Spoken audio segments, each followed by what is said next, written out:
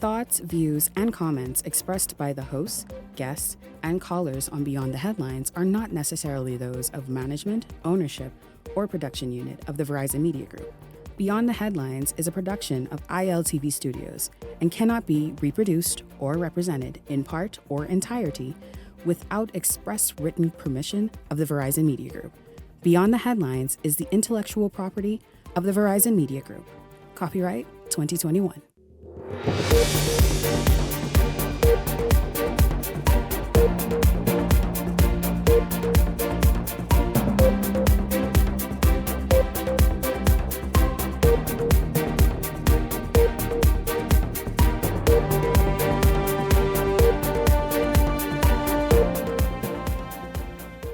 Coming up tonight, who's to blame for those nurses you saw on this show last night being in limbo? The police or the public service? Well, seems both.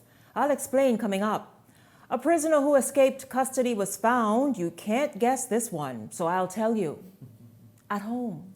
Brilliant, right? Just stunning. I wonder what he said when he was caught. That's the big question tonight. Also, should there be more women offering for election?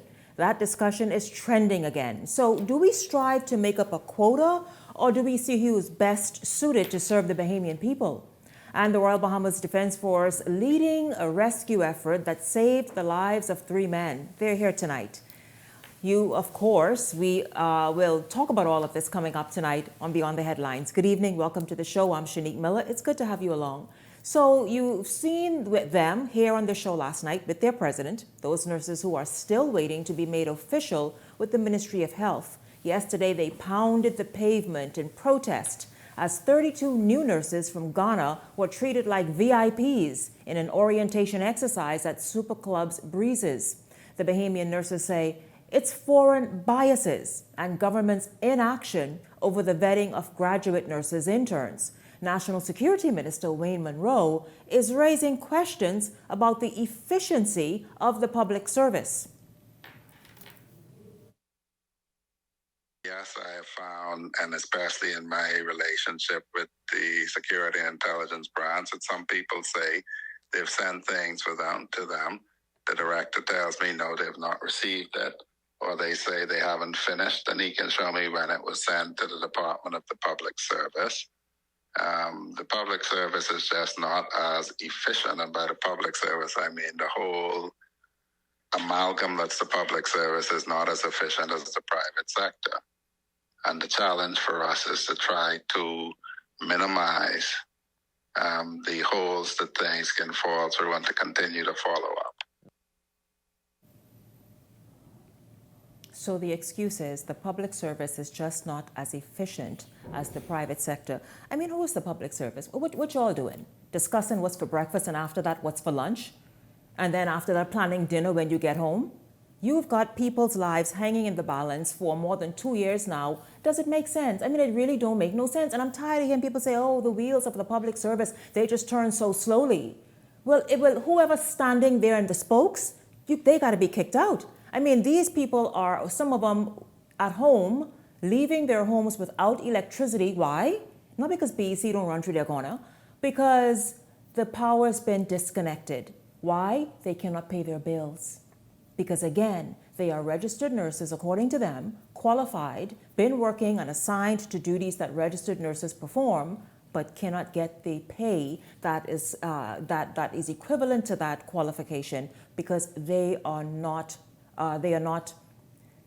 engaged officially by the public service, by the Ministry of Health. And so the vetting process, by the way, in last night's story with Jose Etienne, there was something that Dr. Darville said that there has to be a vetting process with these nurses. That right there. It falls under the remit of the Royal Bahamas Police Force and has come under fire for its lengthy delays that continue to stall the nurses. Monroe admits that there are concerns over the delays, even as Health Minister Dr. Michael Darville expressed his own frustrations with graduate nurse interns being left in limbo while the country struggles with a strained and underfunded healthcare system. So then it's the police. What are they doing?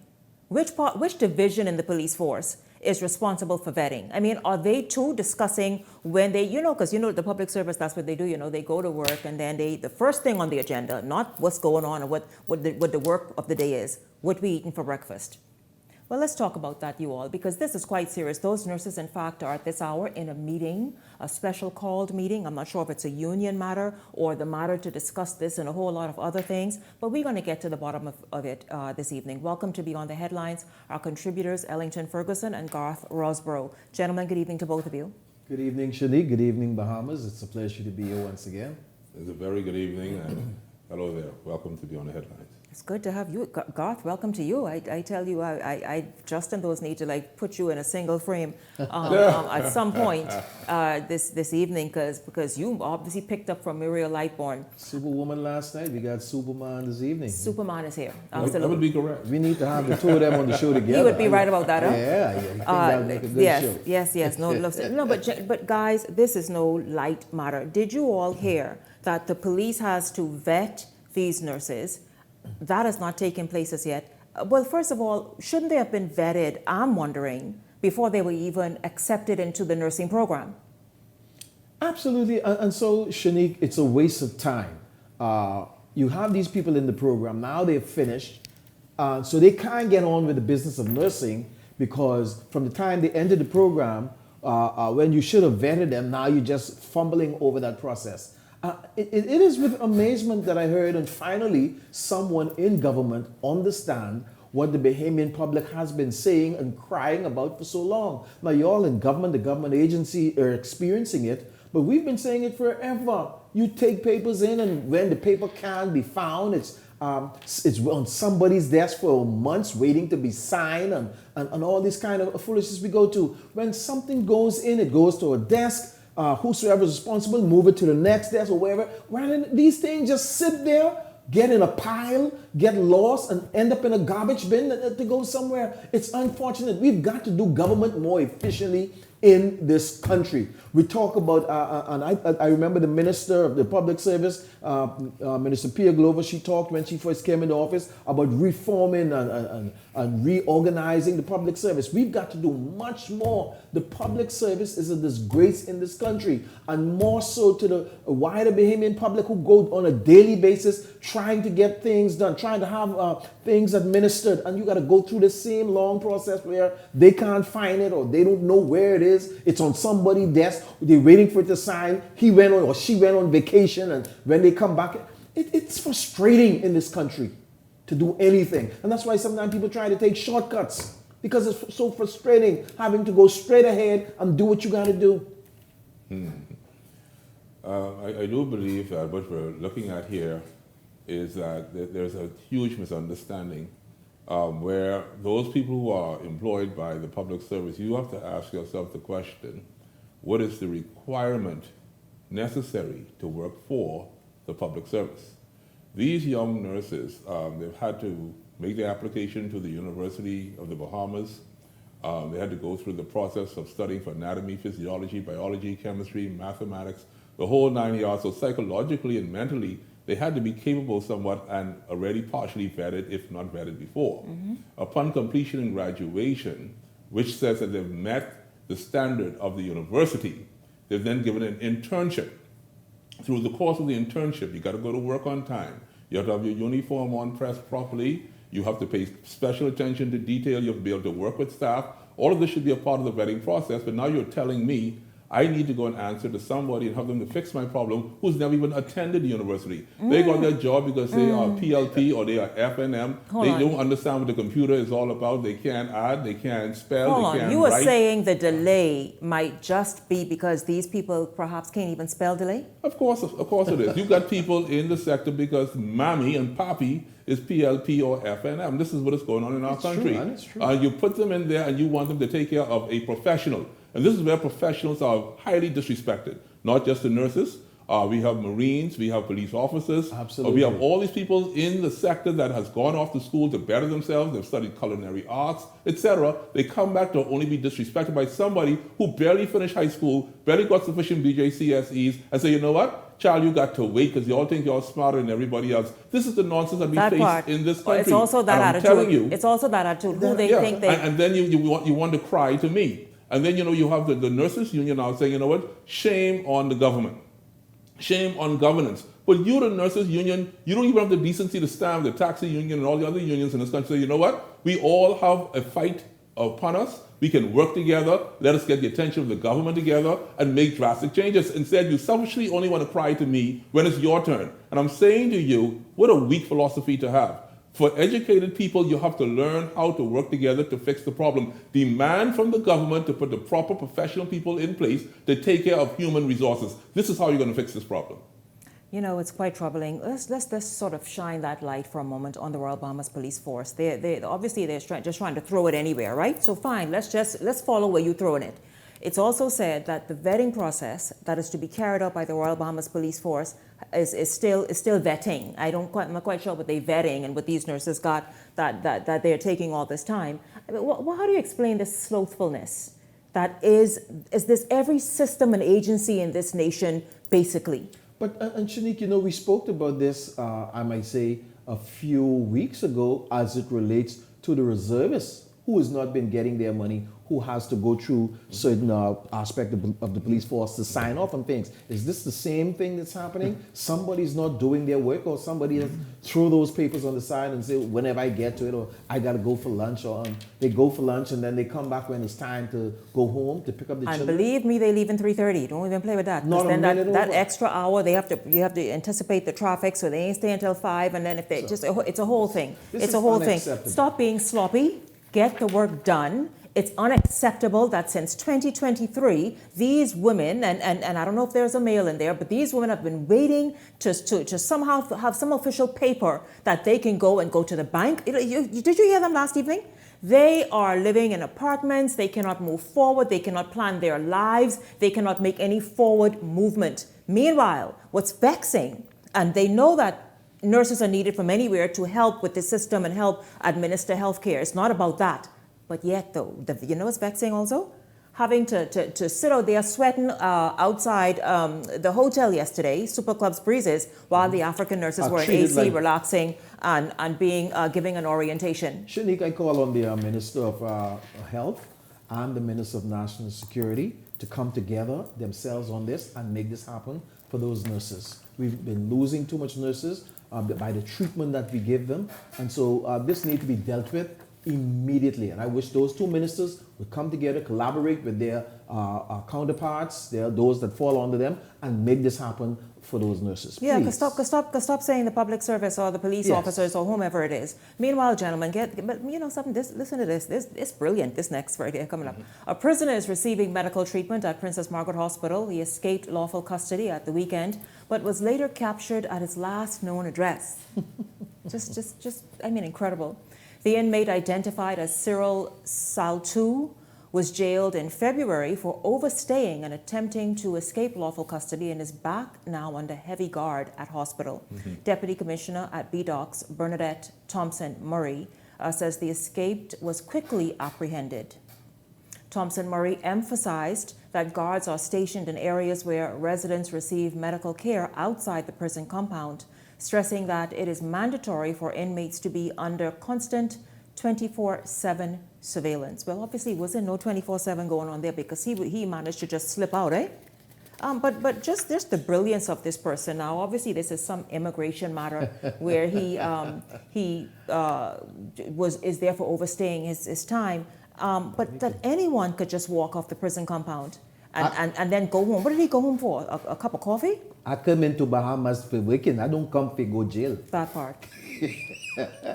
That part. Guys, do we have anything to say about perhaps what is the level of security truly at BDOCS? Yeah, that needs to be questioned. That a foreign national that is there serving time for coming to the Bahamas illegally could further break away from the prison and find his way back home and just chill out and relax. we need to watch the security there. We've seen over the past years a number of breaches in security where in some cases some prison officers were involved in the breaches of taking narcotics and contrabands into the prison. And so the security need to be beefed up, and they need to take these incidents and learn from them and clog all the holes of breach of security.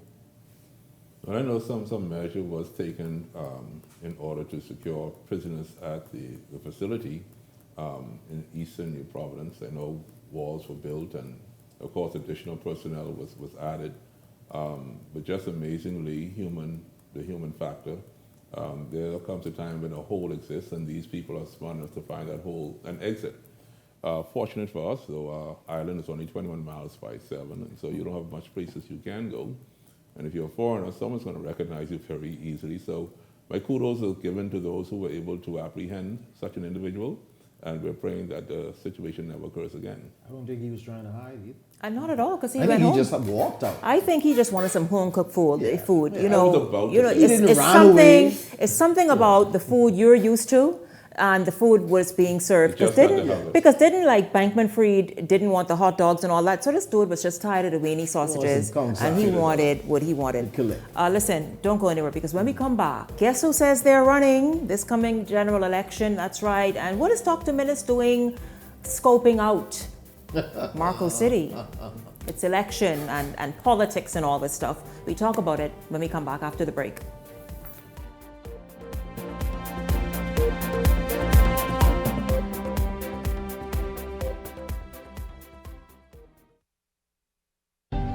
Cancer Treatment Centers of America is now City of Hope, creating one of the leading cancer care and research networks from coast to coast, providing more of what you need. More locations means more care closer to home. More specialists means more expertise. More research means more breakthroughs. More advancements means more treatment options. And more options means more hope. Call now to get more of the care you need. Welcome to Blissful Escapes, where luxury meets affordability.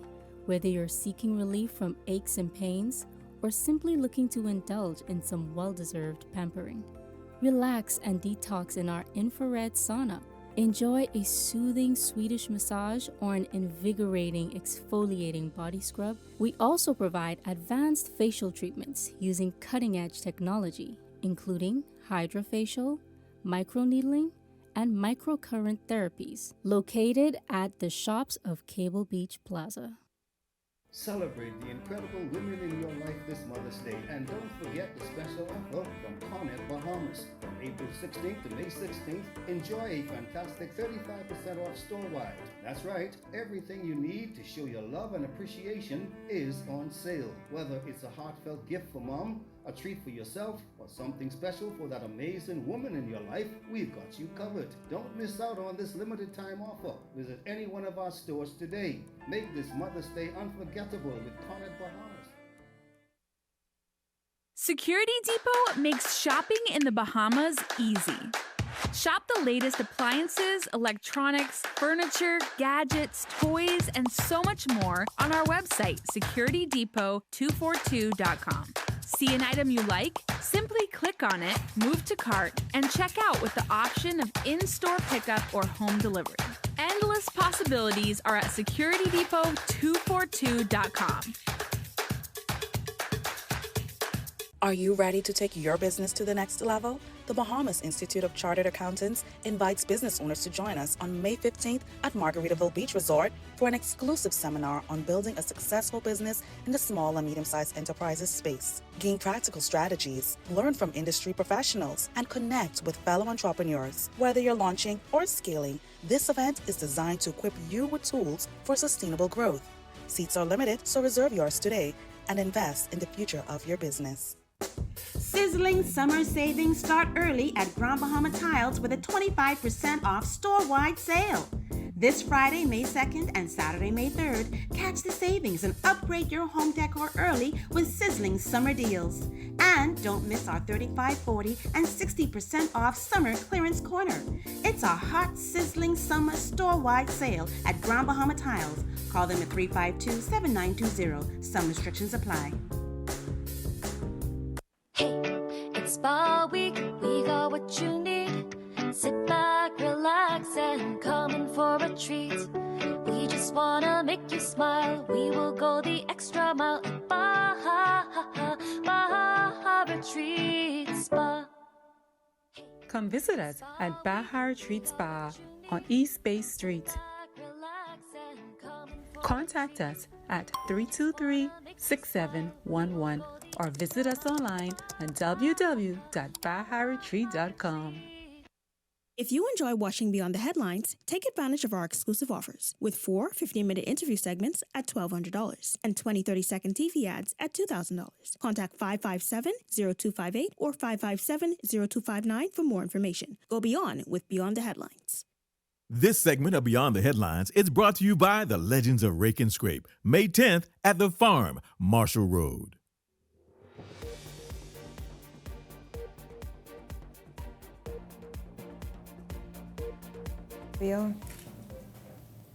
Welcome back to Beyond the Headlines. Well, there are questions about female participation in the upcoming election. It's taking center stage again. Tonight, the reality behind the reluctance is sparking talk about the state of Bahamian politics. We get this story from Linton Ritchie Jr.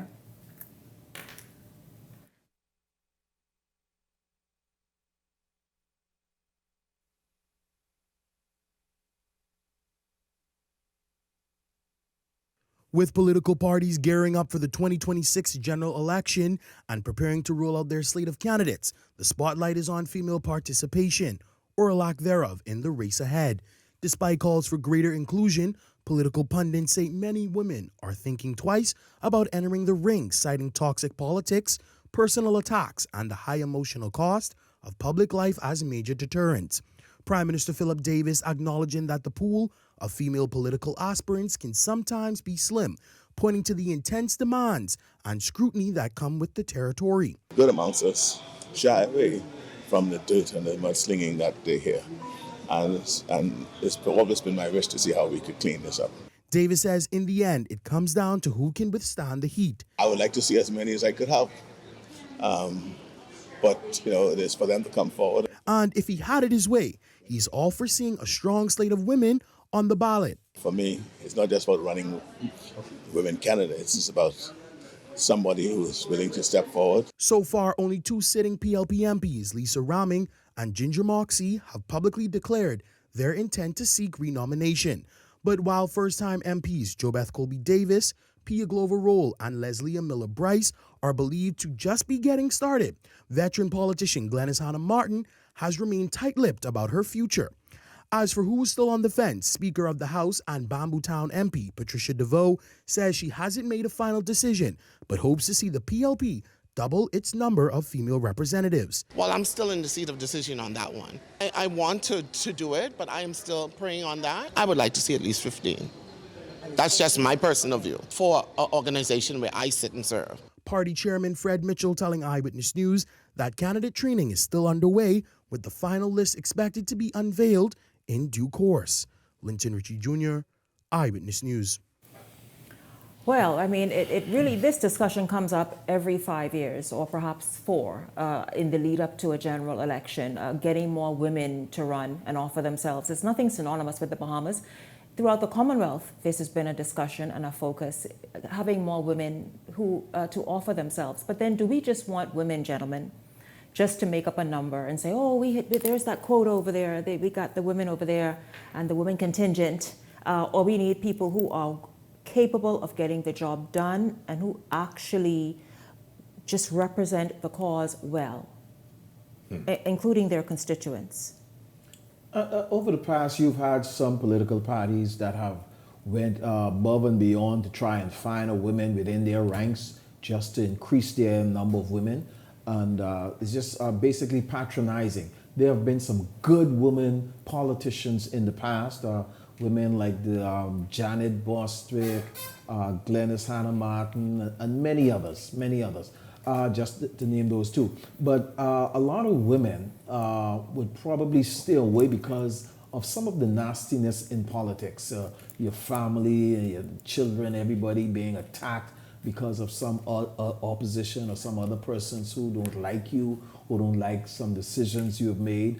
And not only on the woman front, we have some good men that stays away from politics for these reasons. So I could understand why it's always a challenge as to finding or talking about women coming forward. There's women that is coming forth. There's more women that wants to come forward but are hesitant because of what's involved once they put themselves in there, be it on the Free National Movement, Progressive Liberal Party, or in this case, the COI.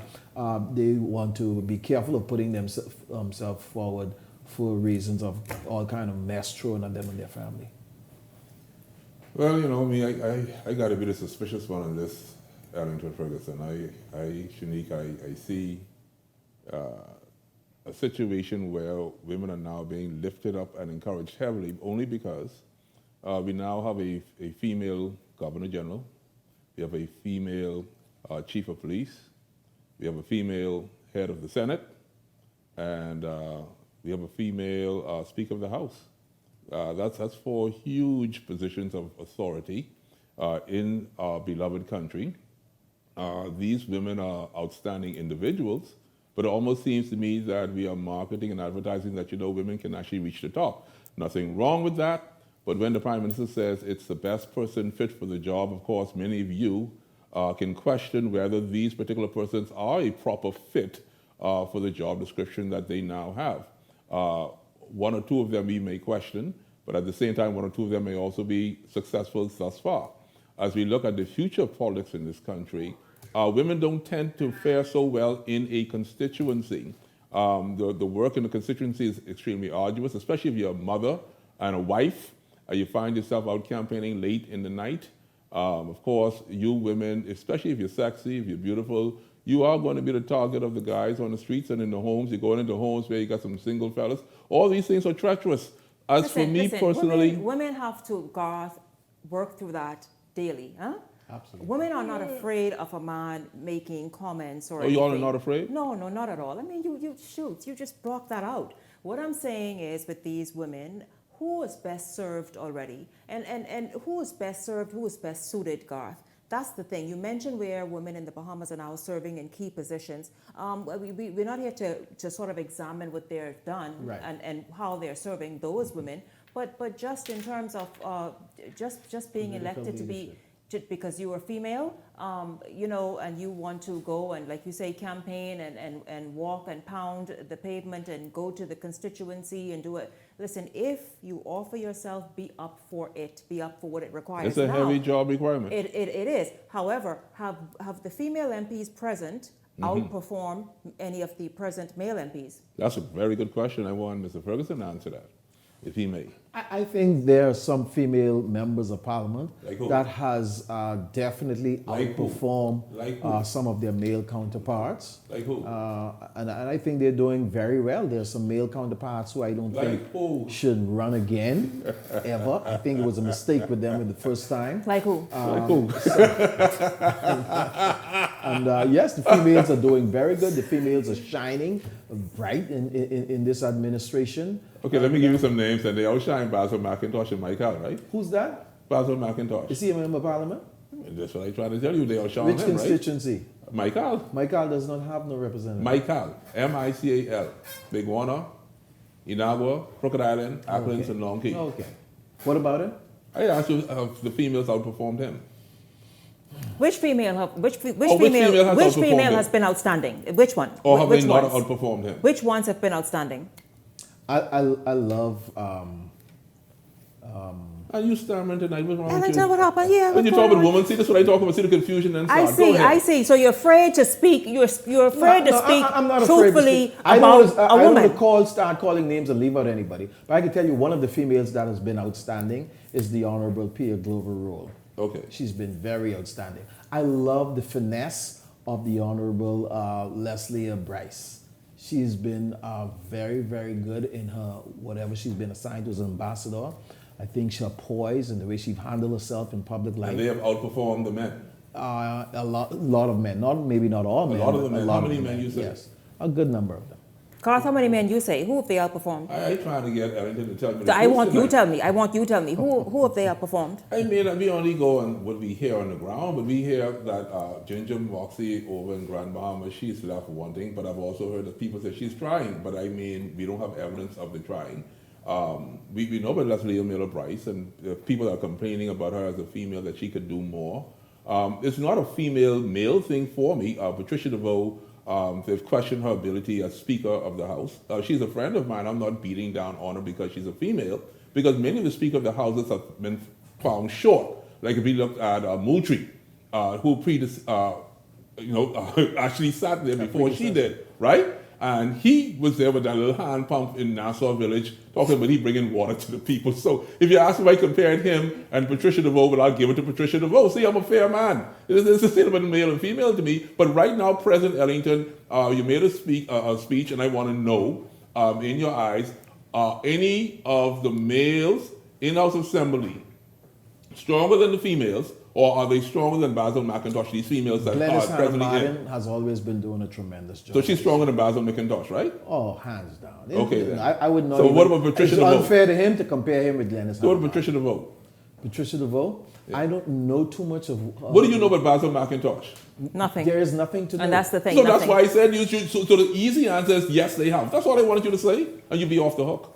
Well, I know what's we will you know what we will do? We will dissect in coming shows. We will dissect constituencies and divisions and areas. For example, let's say Grand Bahama, which is its own thing. We look at that and see who has performed, and that's all coming up. We don't have to rush into it. Meanwhile, Opposition Leader Michael Pintard, get this, you all, is very serious on this one, accusing the Davis administration of continually failing to address banking woes plaguing Family Island residents. His comments come days after Central Bank and South Andros MP Leon Lundy condemned the planned reduction of banking services in the South Andros constituency, pointing to the Bank of the Bahamas' recently announced operational cuts.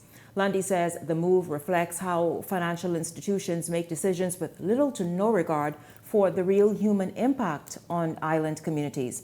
Pintard maintains the government isn't doing enough to address the crisis and continued to outline a series of suggestions he believes the administration should consider.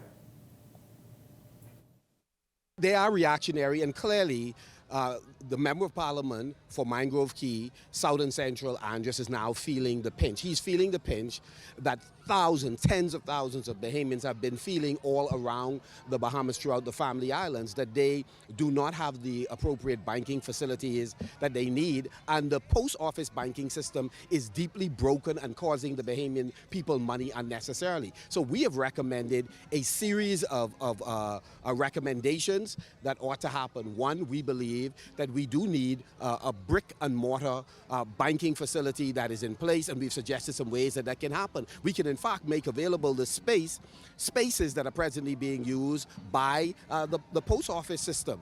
We could provide some tax concessions to banks so that they will be commercial banks, will be no worse off for being good social partners with the government and the Bahamian people by making sure that their banking facilities in the Family Island. Yes, we support mobile banking and mobile money and sand dollar, and so persons should be educated to also use that, but it should not be to the exclusion of banking facilities.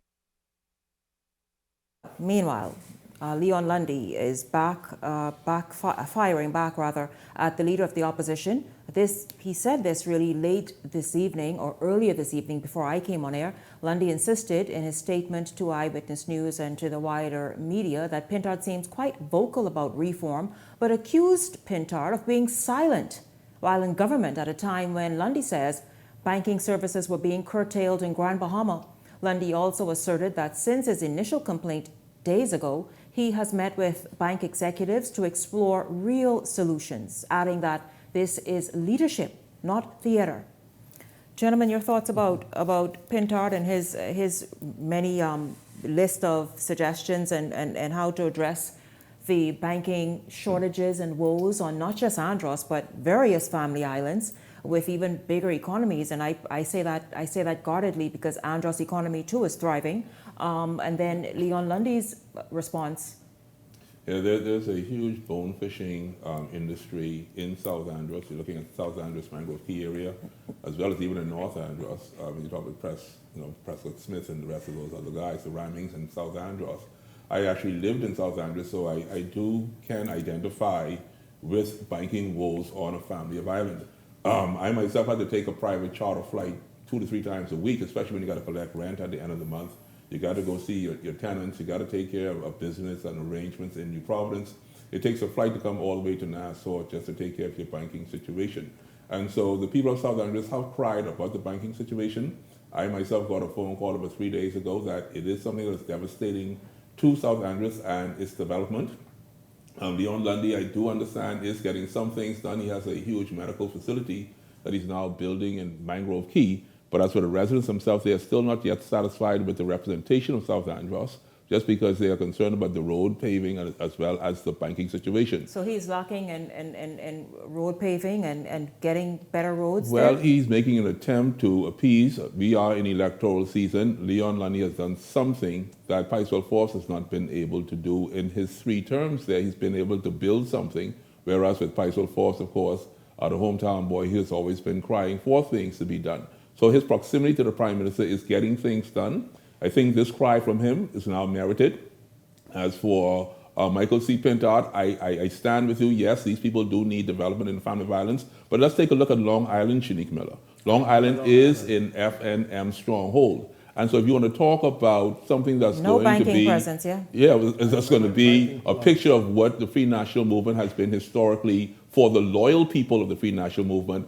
Ask yourself the question, does Long Island have a good banking system? Has the Free National Movement paid attention to the people of Long Island sufficiently? These people are crying in Long Island, North Long Island, the roads are deplorable. Well, the roads are awful, and they have to take little ferry boats to go to Exuma to bank. Yes, They have called into, they've spoken with me a number of times about this. And then you had earlier in your segment tonight, which was done very well, if I may say so, we're talking about the woes of paying nurses and other people in the civil service. So there is some financial difficulties within our country, but yet Michael Pintard is saying, you know what, we can go ahead and take care of that financially. We spoke about tourism and the boom of tourism and money's coming into the Bahamas, but with all the boom and the toss of money coming in, we still can't afford to pay nurses, we still can't afford to take care of unions, we still can't afford banks on the family of islands, we still cannot take care of roads that are being paved. But Michael Pintard, those are talking hypothetically that if they get in, they just need to get in, that they're going to take care of all of these problems. They've not given us yet the proof to say that they can actually do this. Well, I mean, but Ellington, the banking situation, there's been a drain for quite some time now. It didn't just start. I mean, each island has, Eleuthera is lacking banks. Oh, yes. They do have banking presence, but the fact is people now have to drive on so many miles to be able to get to banking. Luckily, they still have some banking presence. I'm saying that to say there are many islands where the banks have been depleted, and it just didn't start. Yes. You're absolutely correct, Shanique, and it's unfortunate that politicians will kind of make this a political football to kick around. We've had this issue where banks have been pulling out of our family islands for some time across administration. I remember in the last administration, I think they pulled out of Long Island, as you so mentioned. And so I think we need to get on this. Don't make this a political football, because we didn't deal with it in the last administration. And hopefully we haven't dealt with it yet in this administration, and we need to deal with it. People on the family island, there's companies, there's businesses. You talk about but you're dealing resort also with development happening in these islands. Businesses and business owners who have a bottom line. Are going to thrive. They're not going to just jump and put a bank there for 2.5 people. And I don't mean anything by that, residents. I don't. I'm just saying, though, see, it's difficult when you're talking about people who have a bottom line to meet, and that's their focus, as you can see. They figure it's not profitable, and so they've pulled out. Yes. I don't mean anything by that. We've got to do something as a country, for our people. We have to do it. Yeah, thank you both very much. We had much more to get to this evening, but thank you both very much for some wonderful insight, analysis, and perspectives on some of these issues this evening. Thank you. Don't go anywhere, because when we come back, 3 men went out fishing sometime yesterday. They got stuck somewhere last night, and guess who came to the rescue? Whew, the Royal Bahamas Defense Force. BDF. Those guys are here this evening. We're back after uniform. this. The internet isn't just for surfing. There's a sea of shoppers buying online, and you can connect with them on Tingsy. Tingsy is the SBDC's online storefront built for Bahamians. Take your business to the next level by selling to customers online, both at home and around the world. People want Bahamian things, and if you got things to sell, sell on Tingsy. Find out how you can connect with a sea of buyers by visiting tingsybahamas.com. At the Water and Sewage Corporation, safety and convenience are our top priorities. However, our meter readers face challenges that can make their job difficult. Locked gates to guard dogs sometimes leads to missed readings and estimated bills, which can be frustrating for you and us. That's why we're upgrading to digital meters. They bring safety, accuracy, and convenience to homes across the Bahamas. We can streamline data collection, reduce on-site visits, and provide more accurate bills with no more estimates. Digital meters also help detect leaks early, saving you from costly bills and reducing water waste. Soon, a user-friendly app will let you track your water usage, manage bills, and stay informed, all at your fingertips. Over the next year, we're rolling out digital meters nationwide, transforming how we serve you with a safer and cost-efficient water supply. To learn about our digital meters, visit our website or call us today. And don't forget to update your information at any of our locations. I feel good when you're wrapped up in my arms, dancing to a reggae song. Feel good, feel good. I feel good, 'cause your perfume isn't loud, and only I can talk about. Feel good, feel good.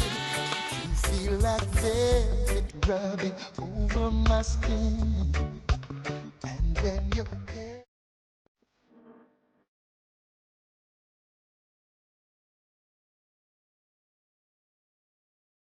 You work hard to provide for and protect the ones you love. However, life can present unexpected challenges. Who you call in times of need matters. Insurance Management is a Bahamian-owned company that has been serving our community for over 40 years, offering a wide range of coverage for all of your personal, professional, and commercial needs. When life happens, rest easy, knowing that our skilled and experienced agents are there for you in your time of need, so that you can get back to what matters most. Insurance Management. Nobody does it better. Keep the Bible on Music Group presents the Legends of Breaking Straight. Get ready for the biggest names in Bahamian music live on stage. KB, Funky D, Chino D, D-Ma, Sweet Emily, Simeon Alton, Veronica Bishop, and more like the Singing Bishop. Mark your calendars for Saturday, May 10th at the Farm, Marshall Road. Gates open at 6 p.m. General admission 80, VIP 120. Tickets available at Missouri, Bungie Brand at the Beauty Shack, both locations. Skyboxes and Sky Pod. Call ESC Distributors at 394-0819. Or email keepthevibealive242@gmail.com. Saturday, May 10th. Come by boat and play and experience the Legends of Breaking Straight. Brought to you by Keep the Bible Alive Music Group, ESC Distributors, Missouri, The Plug, The Beauty Shack, Bahamas Inn, Bookie Brand, and Caribbean Wines and Spirits. If you enjoy watching Beyond the Headlines, take advantage of our exclusive offers with 4 15-minute interview segments at $1,200 and 20 30-second TV ads at $2,000. Contact 557-0258 or 557-0259 for more information. Go beyond with Beyond the Headlines. This segment of Beyond the Headlines is brought to you by EV Motors. Drive the future with brand new 2024 electric vehicles. EV Motors, powering your journey.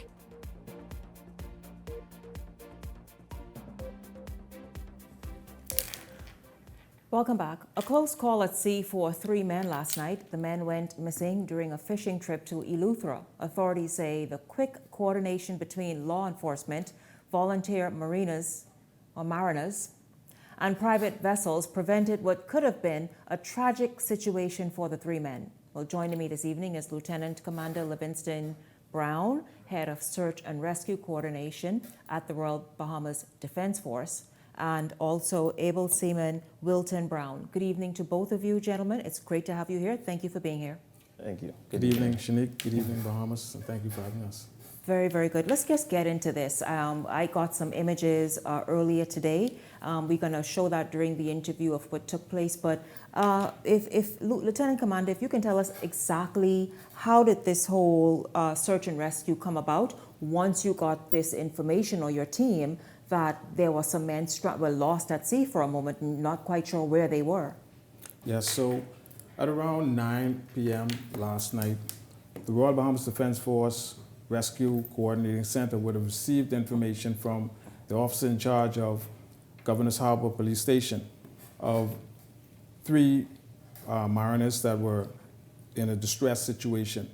Upon receiving that information, the Royal Bahamas Defense Force Rescue Coordinating Center disseminated that information to myself, along with search and rescue platforms, and that information was then passed down to our search and rescue units for them to respond to the situation. Already out to sea, obviously, and just have to be dispatched to the location or to the area to begin looking? Well, actually to the unit, to the sub-unit, which would have been Harbor Patrol Unit, the Harbor Patrol Unit, and I can't speak to exactly where the vessel was at the time they would have received the information, but that is where the information went. And so, Able Seaman Brown, tell us exactly how did that search and rescue operation unfold? When you all received the call, how did you go about trying to zero in on the area to locate these 3 men? Okay, so shortly after 9 p.m. we received a call stating that the vessel was spotted by Blue Lagoon Island. All right, so after that, shortly after, we were dispatched in Romeo Bravo 01, myself, along with Able Seaman Markfee and Marine Seaman Smith, and we arrived on site in 9 minutes by the entrance of Blue Lagoon where the vessel was located. Shortly after, the vessel was alongside TT Escape, which was the Good Samaritan vessel, and we took over from there. The vessel, we then towed the vessel to Porterski Dock. We arrived at 0035 hours. A boarding was then conducted of the vessel. We made sure that the men were in good health and that they were safe, and then we returned back to the unit. How long did they say they were out wandering or drifting at sea? Well, they told us that from 8 a.m. Oh. Yep, and then they got the location, address. We got that.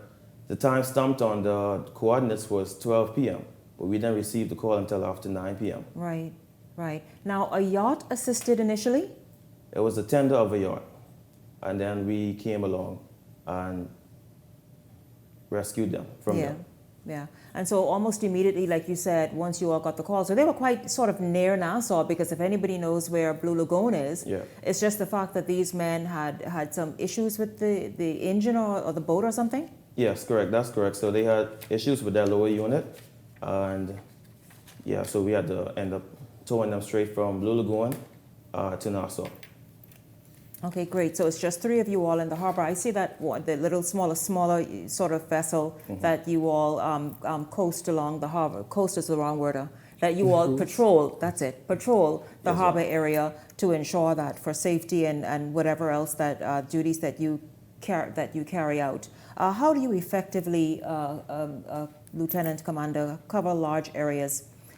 This luckily was quite close to mainland, and was able to dispatch right away once you all got everything done and sorted out. But how do you are able to cover such vast waters, as the Bahamas is made up of such like land mass and then water, to be able to conduct search and rescue?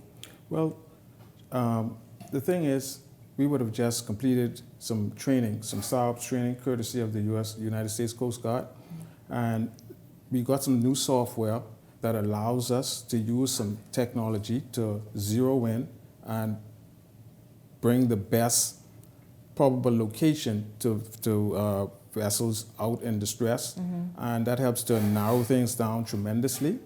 Also, we're not in this alone. We have regional partners, we have local partners who assist, and where we fall short as an organization, we gain from others, from the likes of our local support system.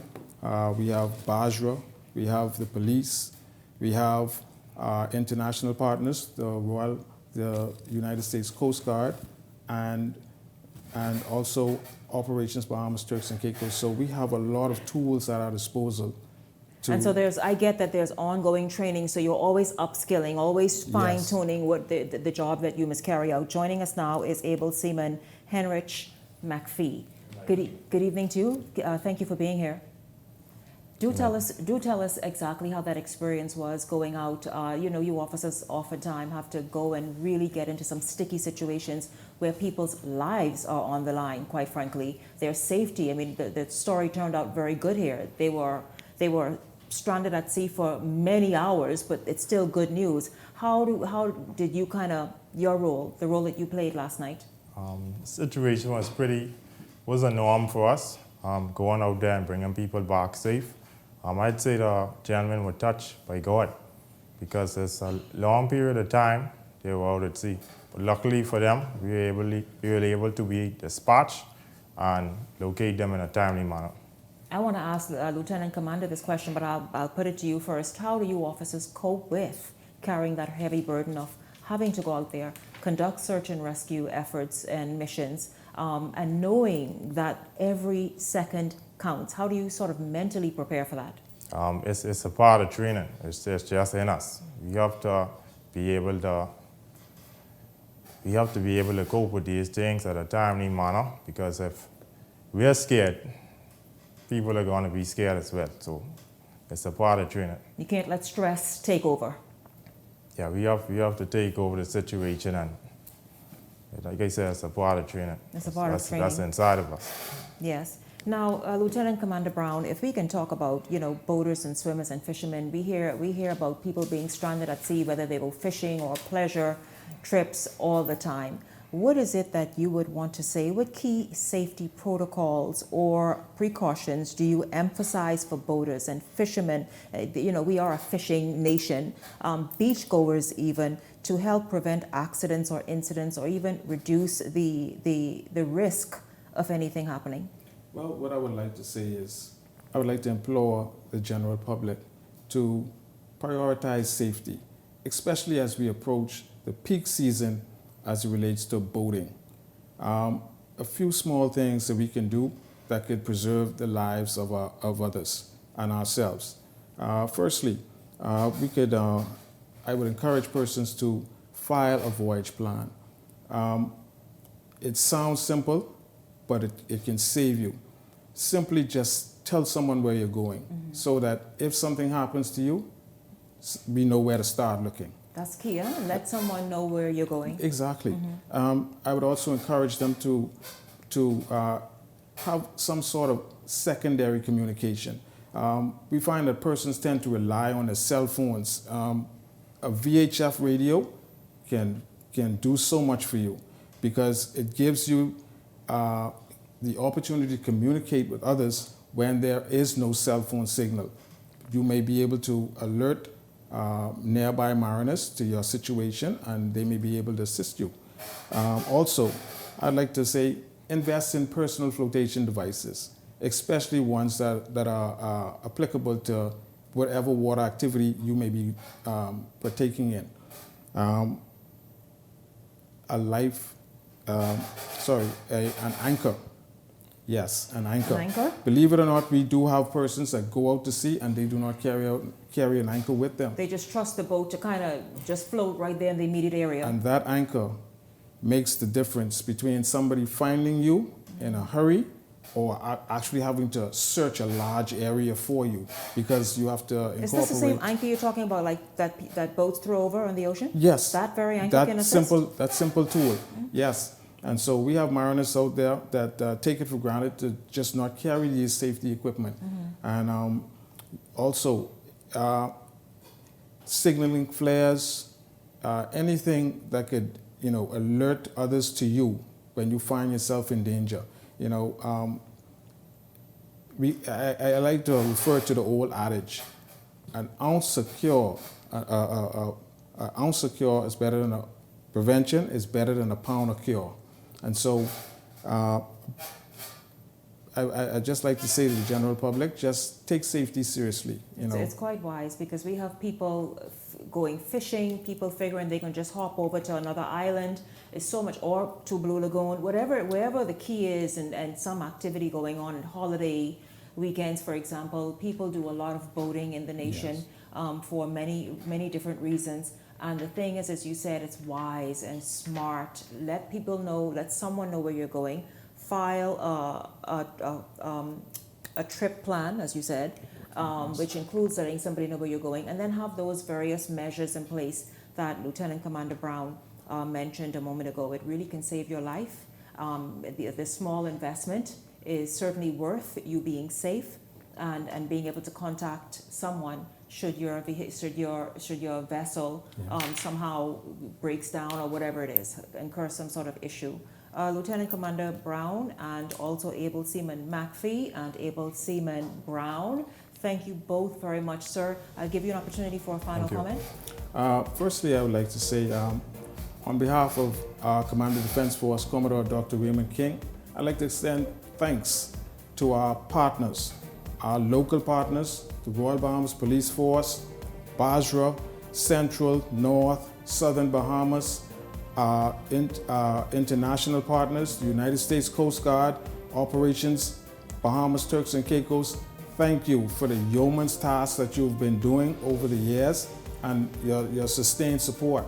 And lastly, I'd like to say thank you to those rescue volunteers. There's so many of them that they donate their personal time and their assets to assist in saving lives in this country.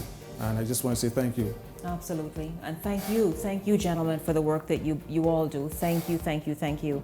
And guys, thank you as well for the work you do in just the immediate area of the harbor patrol area. Thank you so much, these officers and what are they called? Marines of the Royal Bahamas Defense Force. Thank you all very much. And thank all of you for tuning in this evening. Certainly enjoyed having you along and look forward to seeing you right back here tomorrow evening. For the entire Beyond the Headlines team, I'm Shanique Miller. Make it a great evening, everyone.